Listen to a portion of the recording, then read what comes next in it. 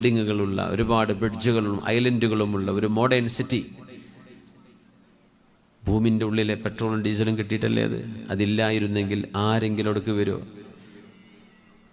ആരെങ്കിലും അവിടെ ജോലി ചെയ്യുമോ? ബഹ്റൈനിൽ പോയിട്ട് UAE പോകുമോ? സൗദി അറേബ്യയിലേക്ക് പോകുമായിരുന്നോ? കുവൈറ്റിലേക്ക് പോകുമോ? ഖത്തറിലേക്ക് പോകുമോ? അവിടെ ഈ പെട്രോളും ഡീസലും കിട്ടിയില്ലെങ്കിൽ ഈ പെട്രോളും ഡീസലും എന്താ സംഭവം? കോടിക്കണക്കിന് കൊല്ലം മുമ്പ്, നമുക്ക് കണക്കൊന്നും കൃത്യമായി നോക്കണ്ട, അവർ പറയണതാണ്, കൊട്ടക്കണക്കിന് പറയും, അത്രയും കൊല്ലം മുമ്പ് ജീവിച്ചു പോയ ജീവികൾ, അതുപോലെ മരങ്ങൾ, ചെടികൾ, ഇതൊക്കെ അളിഞ്ഞു പിടിച്ച് കൊല്ലങ്ങളോളം ഹൈ പ്രഷറിൽ ഭൂമിൻ്റെ ഉള്ളിൽ കിടന്നിട്ട് അത് രൂപം മാറിയതാണത്തെ ഈ പെട്രോളും ഡീസലൊക്കെ. ഞാൻ പറയാം, അങ്ങനെയാണെങ്കിൽ ഏറ്റവും ഇത് കാണേണ്ട വയനാട്ടിലല്ല, നമ്മുടെ സത്യമംഗലം കാട്ടിലേക്കല്ലേ ഇതൊക്കെ കാണേണ്ടത്. ആഫ്രിക്കൻ നാടുകളിലല്ലേ ഏറ്റവും കൂടുതൽ പെട്രോളും ഡീസലും, കാരണം ഇത്രയും കൂടുതൽ പച്ചപ്പും മൃഗങ്ങളും ജീവികളൊക്കെ ഉള്ളത് അവിടെയല്ലേ. നമുക്കറിയാൻ പറ്റുന്നില്ല. ഫോസിൽ ഫ്യൂവലാണെന്ന് പെട്രോളിനെ കുറിച്ച് പറയാം. ജീവികളുടെ ശരീരം അളിഞ്ഞുണ്ടായ സാധനമാണ് ഈ പെട്രോളും ഡീസലും എന്ന്. നമ്മളതിന് വില കൂടുമ്പോൾ അങ്ങനെ ആയിരിക്കും, ഇപ്പം 110 ഇപ്പം എത്രയായി, ഇത് ഉണ്ടായത് ഇങ്ങനെയാണെന്നാണ് പറയാം. അങ്ങനെയാണെങ്കിൽ ലോകത്ത് ചെടികളും മരങ്ങളൊക്കെ ഉള്ള ഇഷ്ടം പോലെ നാടുകളുണ്ട്. അവിടെ നിന്ന് സാധനം കിട്ടുന്നില്ലല്ലോ. ഒരു ചെടി പോലും ഉണ്ടാവാത്ത ഉണങ്ങിയ മരുഭൂമിയിലാണ് കോടിക്കണക്കിന് ഗാലൻ ദിവസങ്ങളോളം എടുത്തുകൊണ്ടിരിക്കുന്നത് പെട്രോളും ഡീസലും നാച്ചുറൽ ഗ്യാസൊക്കെ. അള്ളാഹുവിൻ്റെ ഖസാന റബ്ബ് തുറന്നു കൊടുത്തതാണ്, അള്ളാഹു തുറന്നു കൊടുത്തതാണ്. ഇല്ലെങ്കിൽ ആരെങ്കിലും അങ്ങോട്ട് പോകുമോ? ആർക്കെങ്കിലും നിൽക്കാൻ പറ്റുമോ? അവിടെ ഉപ്പുവെള്ളം കുടിക്കണ്ടേ? ശുദ്ധമായ വെള്ളം കിട്ടുമായിരുന്നു.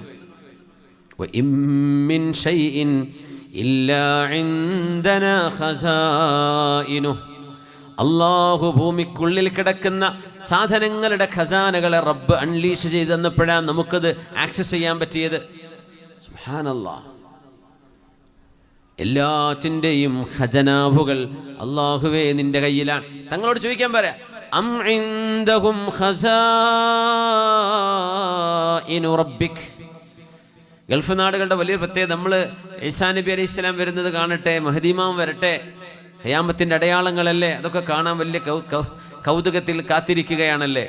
പക്ഷേ ഗൾഫ് നാട്ടിലെ ബുർജ് ഖലീഫയും പിന്നെ വലിയ വലിയ ടവറുകളും ഇതൊക്കെ തന്നെ വലിയ അടയാളങ്ങളാണ്. അന്ത്യനാളിൻ്റെ വലിയ അടയാളങ്ങളല്ലേ ഇതൊക്കെ. റസൂലുള്ളാഹി തങ്ങൾ പ്രവചിച്ചതല്ലേ, സ്വഹീഹുൽ ബുഖാരിയിലെ ഹദീസല്ലേ, വഅൻതറൽ ഹുഫാതൽ ഉറാതൽ ആലത റിആ അശ്ശായി യതതാവലൂന ഫിൽ ബുന്യാൻ. ആടുമാടുകളെ ഒട്ടകങ്ങളെ മേച്ചു നടന്നിരുന്ന ആളുകൾ യതതാവലൂന ഫിൽ ബുന്യാൻ, ലോകത്ത് ഉയരങ്ങളുള്ള കെട്ടിടങ്ങൾ ഉണ്ടാക്കുന്ന കാലം. അന്ന് G+1 ഗ്രൗണ്ട് ഫ്ലോർ, പിന്നെ ഫസ്റ്റ് ഫ്ലോർ. മഹാനായ അബൂ അയ്യൂബ് അൽ അൻസ്വാരി തങ്ങളുടെ വീട് മദീനയിൽ ഒരു നില കെട്ടിടമാണ്. എന്ന് പറഞ്ഞാൽ ഗ്രൗണ്ട് ഫ്ലോർ ഉണ്ട്, പിന്നെ മേലെ ഒരു ഫ്ലോർ. തങ്ങൾ പറയാ, ഉന്നതമായ നീളമുള്ള ഹൈറ്റുള്ള ബിൽഡിങ്. ബുർജ് ഖലീഫിനെ കുറിച്ച് എന്താ പറയാ? അത്വൽ ഫിൽ ആലം, the tallest in the world. അത്വൽ എന്നാ പറയാ. അത്വൽ, തൂല ഉപയോഗിക്കുക അതിന്. നമ്മളൊക്കെ നിരപ്പായി വെർട്ടിക്കലായിട്ടുള്ള സംഭവം, ഹൊറിസോണ്ടലാണ് അതിൻ്റെ ഉദ്ദേശമെന്ന് തോന്നിപ്പോകും. അല്ല, ഹൈറ്റുള്ള ബിൽഡിംഗ് ഉണ്ടാക്കുക. 21-ാം നൂറ്റാണ്ടിലും 20-ാം നൂറ്റാണ്ടിലുമാണ് ഈ പ്രതിഭാസം ലോകം കാണുന്നത്. ഒട്ടകങ്ങളെ മേച്ചു നടന്നിരുന്ന ആളുകൾ ഹൈയസ്റ്റ് ബിൽഡിങ്ങുകൾ ഉണ്ടാക്കി മത്സരിക്കുന്ന കാലം. ഗൾഫ് നാടുകളുടെ വാർത്ത കേൾക്കുമ്പോൾ തന്നെ ഭയങ്കര രസമല്ലേ. ബിൽഡിങ്ങുകൾ ഇങ്ങനെ ചുരുക്കുള്ള ഗ്ലാസ്സുള്ള ബിൽഡിംഗ് ഇങ്ങനെ കാണുമ്പോഴേ, ഇവിടെ പെട്രോളും ഡീസലും ഇല്ലെങ്കിൽ ഇത് ഉണ്ടാക്കാൻ പറ്റുമോ? അതുമാത്രമോ, ഹൈറ്റുള്ള ബിൽഡിംഗ് ഉണ്ടാക്കണമെങ്കിൽ എന്തൊക്കെ ടെക്നോളജി വേണം, എത്ര എഞ്ചിനീയറിംഗ് വേണം, എത്രയെല്ലാം സയൻസ് പഠിച്ച ആളുകൾ വേണം, ക്രെയിന് വേണ്ടേ, ഈ പേസ്റ്റൊക്കെ മേലോട്ട് എത്തിക്കണ്ടേ, കോൺക്രീറ്റ്, അവിടെ ചെന്നിട്ട് ഈ അലൂമിനിയം സ്ട്രക്ചർ ഉണ്ടാക്കണ്ടേ, എത്ര ഹൈറ്റിലേക്ക് ഇത് കൊണ്ടുപോകണം. ആരെ കൊണ്ടുപോകണത്? 2 മീറ്റർ പോലും ഹൈറ്റില്ലാത്ത മനുഷ്യന്മാർ, ഇവരാണിത് ചെയ്യുന്നത്. അങ്ങനെ ഹൈറ്റുള്ളൊരു ബിൽഡിംഗ് ഉണ്ടാക്കണമെങ്കിൽ അതുമായി ബന്ധപ്പെട്ട് ലോകത്ത് സയൻസ് എത്ര ഡെവലപ്പ് ചെയ്യണം. ഇതൊക്കെ ഒരുമിച്ച് കൂടുന്ന ഒരു കാലം അന്ത്യനാളിൻ്റെ സൂചനയാണെന്ന് പുണ്യനബി സ്വല്ലല്ലാഹു അലൈഹി വസല്ലം നമ്മുടെ കണ്ണിൽ കണ്ടുകൊണ്ടിരിക്കുക. നമ്മളത് ഇന്ന് ലോകം അടുത്താണ്. അവിടെ നടക്കുന്നത് ഇപ്പോൾ, അവിടെ മഴ പെയ്ത വെള്ളത്തിൻ്റെ ഫോട്ടോ ഇപ്പം എത്തിയിട്ടുണ്ടാവും. നമ്മൾ സെക്കൻഡുകളെ കൊണ്ടാണ് കാര്യങ്ങൾ അങ്ങോട്ടും ഇങ്ങോട്ടും അറിയുന്നത്. യാ അല്ലാഹ്. അം ഇൻദഹും ഖസാഇനു റബ്ബിക. നബിയേ, അങ്ങയുടെ ആളുകളോട് ചോദിക്കണേ, അള്ളാഹുവിൻ്റെ ഖജനാവുകളുടെ താക്കോലുകളെല്ലാം ഈ മനുഷ്യന്റെ കയ്യിലാണോ? അംഹുമുൽ മുസൈത്തിറൂൻ, മനുഷ്യനാണോ ഈ പ്രപഞ്ചത്തിൽ അധികാരം ചെലുത്തുന്നത്? കാറ്റും വെളിച്ചവും കൊടുങ്കാറ്റും മഴയും മേഘങ്ങളും കാറ്റുകളും സമുദ്രവും കടലും വഴിയോരങ്ങളും കരകളും പുഴകളും നദികളും വെള്ളച്ചാട്ടങ്ങളും ചെടികളും സസ്യലതാദികളും റെപ്റ്റൈലുകളും പക്ഷികളും ജന്തുജാലങ്ങളും മണ്ണും വെണ്ണും ആകാശത്തെ താരസമൂഹങ്ങളും ഇതെല്ലാം നിയന്ത്രിക്കുന്നത് മനുഷ്യനാണോ? അല്ലാഹുവിന്റെ ചോദ്യം. ഇത് കേട്ടപ്പോഴാണ് വഖറൽ ഈമാനു ഫീ ഖൽബി, എൻ്റെ ഹൃദയത്തിലേക്ക് ഈമാനിന്റെ വെളിച്ചം കയറി വന്നത് ഈ ആയത്തുകൾ കേട്ടപ്പോഴാണ്. ഷഹ്റു റമദാനല്ലദീ ഉൻസില ഫീഹിൽ ഖുർആൻ ഹുദൽ ലിന്നാസി വബയ്യിനാതിൻ മിനൽ ഹുദാ വൽ ഫുർഖാൻ. അതുകൊണ്ട് അല്ലാഹുവിന്റെ വചനങ്ങൾ കേൾക്കുമ്പോഴേ മുഅ്മിനീങ്ങളുടെ തഖ്ശഇറു മിൻഹു ജുലൂദുൽ ലദീന യഖ്ശൗന റബ്ബഹും, അല്ലാഹുവിനെ ഭയപ്പെടുന്നവരുടെ അവരുടെ ശരീരങ്ങളിൽ ഒരുതരം കോച്ചിൽ വരും, ശരീരം പ്രസരിപ്പ് വരും, ശരീരത്തിൽ കുളിർമ വരും, ശരീരം പ്രകമ്പനം കൊള്ളും. അല്ലാഹുവിന്റെ വചനത്തിന് അത്ഭുതമുണ്ട്, അല്ലാഹുവിന്റെ വചനങ്ങൾക്ക് അത്ഭുതമുണ്ട്, ഭയങ്കരമാണ്. മിനിഞ്ഞാന്ന്, അത് വെള്ളിയാഴ്ച, ഇന്നലെ വെള്ളിയാഴ്ച, ഇന്നലെ ഒരു പ്രസൻറ്റേഷൻ, കുട്ടികൾ അവിടുത്തെ ബാക്കിയുള്ള കുട്ടികൾക്ക് എന്താണ് റമദാൻ, എന്താണ് ഇഫ്താർ, എന്താണ് അത്താഴം, എന്താണ് ഖുർആൻ, ഇതൊക്കെ പറഞ്ഞു കൊടുക്കുന്ന ഒരു 20 മിനിറ്റ് പ്രസൻറ്റേഷൻ. യാ അല്ലാഹ്, അത് കഴിഞ്ഞപ്പോഴേക്കും അവിടെ ഇരിക്കുന്ന ബഹുഭൂരിഭാഗം അധ്യാപികമാർ അവരൊക്കെ കണ്ണിൽ നിന്ന് ഇങ്ങനെ കണ്ണീര് വരുന്നുണ്ട്. അവരൊക്കെ പറഞ്ഞു ഞങ്ങളൊക്കെ ഭയങ്കരമായിട്ട് ഇമോഷണലി ഡ്രിവൻ, ഞങ്ങൾക്കറിയില്ല എന്താ സംഭവിച്ചത്.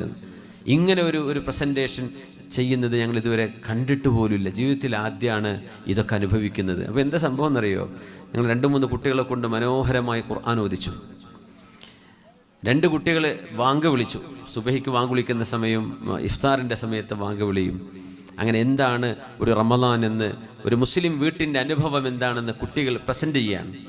അപ്പോൾ ഈ ഖുർആൻ ഓതുന്ന മധുരം, ഖുർആനിൻ്റെ ഒരു സൈലൻസ്, അതിൻ്റെ ഒരു മനോഹാരിത വേറൊന്നും അവരോട് പറഞ്ഞിട്ടില്ല. ബാക്കിയൊക്കെ ഇംഗ്ലീഷിലാണ്, ഇംഗ്ലീഷുകാരാണ്, സായിപ്പന്മാരാണ് കേൾക്കുന്നതും, പ്രസൻറ്റ് ചെയ്യുന്ന കുട്ടികൾ ഇംഗ്ലീഷുകാരൻ തന്നെയാണ്. പക്ഷേ വിശുദ്ധ ഖുർആനങ്ങ് കേട്ടപ്പോൾ കണ്ണിന്ന് കണ്ണിനീരുറ്റി വീഴുകയാണ്. എനിക്കൊരുപാട് ഇമെയിൽ വന്നു. ഞാൻ ഹെഡ് ഓഫ് ദി ഡിപ്പാർട്ട്മെൻ്റ് ആയതിൻ്റെ പേരിൽ ഒരുപാട് പ്രശംസയുടെ ഒരുപാട് ഇമെയിലുകൾ. ഇന്നലെ രാവിലെ ജുമുഅ വരെ തന്നെയായിരുന്നു. വളരെ ഉഷാറായി, ഞങ്ങൾക്ക് അത്ര ഇഷ്ടപ്പെട്ടു എന്ന സംഭവം ഖുർആൻ കേട്ടതാണ്. ഖുർആനിനൊരു ഭയങ്കര മധുരിമയുണ്ട്. അത് നമ്മൾ ശരിക്കും ഒന്ന് ഇരുന്ന് ആസ്വദിക്കാൻ നിന്നാൽ ശരിക്കും കോരിത്തരിക്കും. അമേരിക്കക്കാരിയായ ഒരു പാട്ടുകാരിയുണ്ട്, ജെന്നിഫർ ഗ്രൗട്ട് എന്നവളെ പേര്. അവളിപ്പോൾ ഇസ്ലാം സ്വീകരിച്ച് മുഖമക്കനെ കെട്ട് മനോഹരമായിട്ട് ഖുർആൻ ഓതുന്നുണ്ട്. ചിലപ്പോൾ കണ്ടിട്ടുണ്ടാവും. ജെന്നിഫർ ഗ്രൗട്ട് എന്ത് മനോഹരമാണ് ഖുർആൻ. ശരിക്ക് അബ്ദുൽ ബാസിത്ത് അബ്ദുൽ സമദ് റഹിമഹുല്ല അദ്ദേഹത്തിൻ്റെ ആ ശൈലിയിലൊക്കെ ഖുർആൻ ഓതുന്നുണ്ട്. എന്ത് മനോഹരം. അമേരിക്കക്കാരെ, പക്ഷേ അവർക്കൊരു അറബ് ഒറിജിൻ ഉണ്ട് തോന്നുന്നു അവരുടെ ഭാഷ കേൾക്കുമ്പോൾ. അത്രയും പെട്ടെന്ന് ഒരു അമേരിക്കക്കാരൊന്നും ഇങ്ങനെ ഒരു അറബ് ഭാഷ സംസാരിക്കാൻ കഴിയില്ല. ഇന്ന് ഹിജാബ് ധരിച്ച് അച്ചടക്കത്തിൽ, യാ അല്ലാഹ്, ആ പെൺകുട്ടി 24-ാമത്തെ വയസ്സിൽ ഇസ്ലാം സ്വീകരിച്ചപ്പോൾ തൻ്റെ ഉമ്മയോട് പറയാണ്, mom I M a Muslim, ഞാനൊരു മുസ്ലിമാണ് ഉമ്മ എന്ന് പറഞ്ഞപ്പോൾ ജെന്നിഫർ തൻ്റെ അനുഭവം പറയുന്നുണ്ട്. എൻ്റെ ഉമ്മക്ക് തീരെ ഇഷ്ടമായില്ല ഞാൻ മുസ്ലിമായത്. ഉമ്മ പറഞ്ഞൊരു വാക്കുണ്ട്, I would rather love to hear you are prostitute than becoming a Muslim. നീ ഒരു മുസ്ലിമാണ് എന്ന് പറഞ്ഞ് കേൾക്കുന്നതിനേക്കാളും ഞാൻ ഇഷ്ടപ്പെടുന്നത് നീ ഒരു വേശ്യയായി മാറിയിട്ടുണ്ട് എന്ന് കേൾക്കാനായിരുന്നു. അവൾ പറഞ്ഞാൽ ഷോക്കായി പോയി എന്ന് സ്വന്തം ഉമ്മയെ പറയുന്നത്. പക്ഷേ ഖൽബിലേക്ക് ഈമാൻ കയറി കഴിഞ്ഞു. ജെന്നിഫർ ഇസ്ലാം പഠിച്ചു. കഴിഞ്ഞ റമദാനിൽ അവളൊരു TV ഇസ്ലാമിക് ചാനലിന് ചില പ്രോഗ്രാമുകൾ ചെയ്തു. അപ്പോൾ അവർ പറയുന്നുണ്ട്, എൻ്റെ ഉമ്മ എനിക്ക് ടെക്സ്റ്റ് മെസ്സേജ് അയച്ചു, my daughter you have become A better person.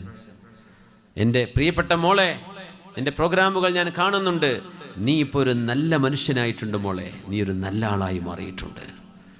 ഉമ്മാക്ക് ഇപ്പോൾ ഇതിങ്ങനെ അഡ്ജസ്റ്റ് ചെയ്ത് വന്നു. ആദ്യം ഉമ്മാക്ക് വേണ്ടായിരുന്നു, നീ മുസ്ലിം ആവുക, വേറെ എന്തെങ്കിലും ആയിക്കൂടായിരുന്നു എന്ന് ചോദിച്ചു. പലരും ഈ മതത്തെ തെറ്റിദ്ധരിച്ചത് അങ്ങനെയാണ്. പക്ഷെ അതിൻ്റെ ഉള്ളിലേക്ക് വന്നാൽ അവരറിയും ഇത് സ്വർഗമാണ്. ഖുർആൻ അറിയണം, പുണ്യ നബിയെ പഠിക്കണം സല്ലല്ലാഹു അലൈഹി വസല്ലം. നമുക്ക് കിട്ടിയ നിധികളാണത്. ഇതിൻ്റെ മൂല്യം എന്താ നമുക്കറിയില്ല. നമ്മൾ അതിനൊന്നും സമയം കണ്ടെത്തുന്നില്ല. നമ്മൾ എന്തൊക്കെയോ അതും ഇതും വായിച്ചിട്ടും പറഞ്ഞിട്ടും കേട്ടിട്ടും സമയം കളയാണ്. പുണ്യ ഹബീബിൻ്റെ ഹദീസുകൾ, അള്ളാഹുവിൻ്റെ വചനങ്ങൾ, ജെന്നിഫർ ഗ്രൗറ്റിൻ്റെ മനോഹരമായ ഖുർആൻ പാരായണങ്ങൾ ഇന്ന് സോഷ്യൽ മീഡിയയിലൊക്കെ സുലഭമായിട്ട് കാണാൻ കഴിയും. മനോഹരമായ ഖുർആൻ പാരായണം. ഉമർ ഇബ്നുൽ ഖത്താബ് റളിയല്ലാഹു അൻഹു ഇസ്ലാം സ്വീകരിക്കുന്നത് വിശുദ്ധ ഖുർആൻ കേട്ടുകൊണ്ടല്ലേ? ത്വാഹ മാ അൻസൽനാ ഹാദൽ ഖുർആന ലിതഷ്ഖാ. ഹബീബായ നബി തങ്ങളെ കൊല്ലാൻ വേണ്ടി വന്ന ആളല്ലേ ഉമർ ഇബ്നുൽ ഖത്താബ് റളിയല്ലാഹു അൻഹു? നബി തങ്ങളെ കൊല്ലാൻ വേണ്ടി വന്നതാണ്. കാരണം ഉമർ എന്നവർ ആജാനുബാഹുവായ മനുഷ്യനാണ്. ഉമർ എന്നവരുടെ വാപ്പമാർ മക്കയിലെ ജഡ്ജിമാരാണ്. അവര് ജുഡീഷ്യറിയാണ്. ഉമർ തങ്ങളുടെ കുടുംബം തന്നെ ജഡ്ജിമാരുടെ കുടുംബമാണ്. അപ്പോൾ ആർക്കൊന്നും പറയാനില്ല. അവരല്ലേ ജഡ്ജ്. അവർ കൊന്നാലും കുഴിച്ചിട്ടാലും ആരെന്ത് പറയാനാ? മക്കയിലെ ജഡ്ജിമാരാണ്. ഹബീബായ നബി തങ്ങളെ കൊല്ലാൻ വേണ്ടി തൻ്റെ കുതിരപ്പുറത്ത് നടക്കുമ്പോഴാണ് ഒരാൾ ചോദിക്കുന്നത്, ഉമറേ എങ്ങോട്ടാണ്? ഞാൻ ഈ പുതിയ പ്രവാചകനെ കൊല്ലാൻ വേണ്ടി പോവാൻ. അതെയോ? പ്രവാചകനെ കൊല്ലുന്നതിൻ്റെ മുമ്പ് ആ പ്രവാചകന്റെ മതം സ്വീകരിച്ച് നിന്റെ പെങ്ങളെ ഒന്ന് നന്നാക്കിയിട്ട് പോരെ. എൻ്റെ പെങ്ങളോ? ഫാത്തിമ ബിൻതുൽ ഖത്താബ്. ഫാത്തിമ ബിൻതുൽ ഖത്താബ്. ഉമർ എന്നവരുടെ പെങ്ങളുടെ പേരും ഫാത്തിമയാണ്.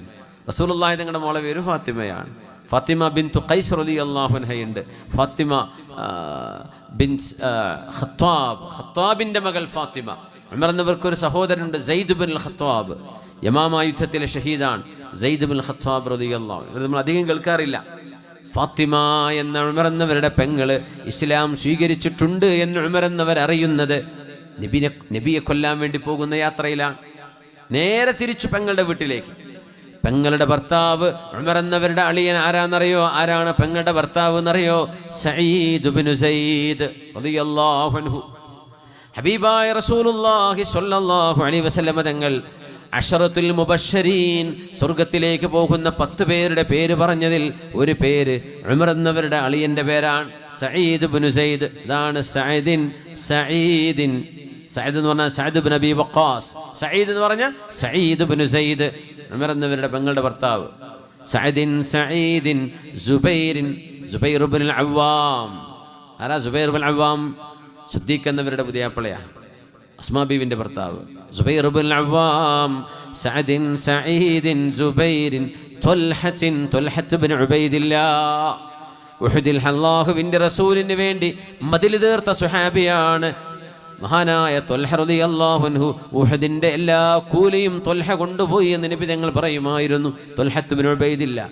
സഈദിൻ സുബൈറിൻ ത്വൽഹത്തിൻ വഅബീ ഉബൈദത്തിൻ.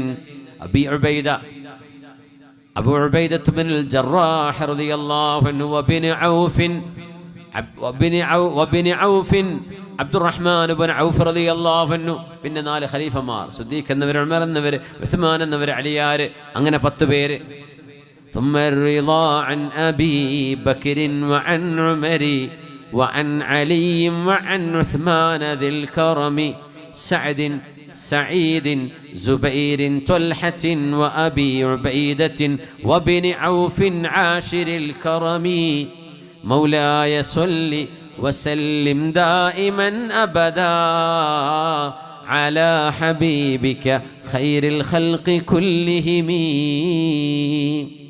سعيد